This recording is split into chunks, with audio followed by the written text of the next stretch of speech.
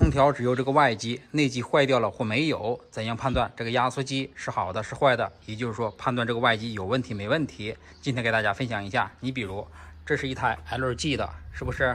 这时咱把这个线，你看这个是掐断的，咱把这个线给它拨出线头。我们找到这两根粗的线，你看它这个粗线是这个蓝线，和这个绿线它是最粗的。我们把这两根线给它拨出线头。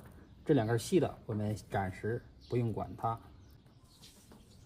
这时，咱们找一个电源线，看到没有？找一个电源线，我们给它接上。一般这两根粗线呢，它接的是压缩机。这时咱们再用这个胶带给它绝缘一下。好，这样咱们这个线就接好了。现在不要通电，咱们再把这两个管给它连接起来，因为里边有佛。如果你这样接的话，这个压缩机它容易堵断。好，也就是我们找一个这样的连接管，把粗管和细管给它焊接在一起。我们先接这个粗管，这个粗管啊，先不要拧太紧，先让它松一下。我们把这个细管再给它接上。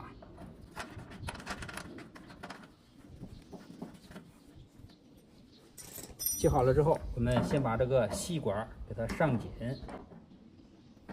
把这两个大螺帽给它拧开。拧开之后，先给它排一下空气，这样。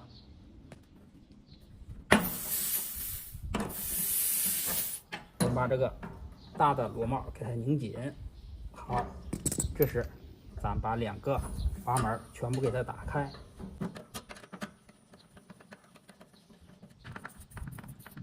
这样咱们就可以充电了。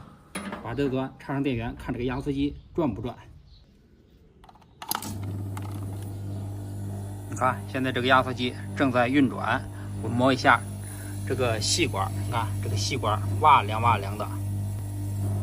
粗管，温热，说明这个压缩机正常，佛也是正常的。但是现在风机不转。